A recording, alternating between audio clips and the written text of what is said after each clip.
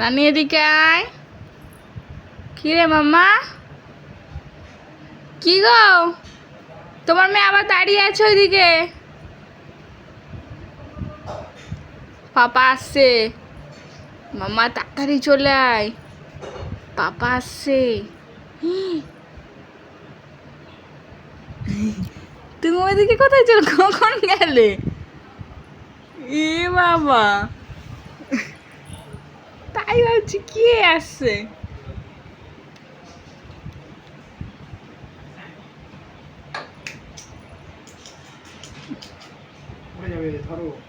পড়বে না।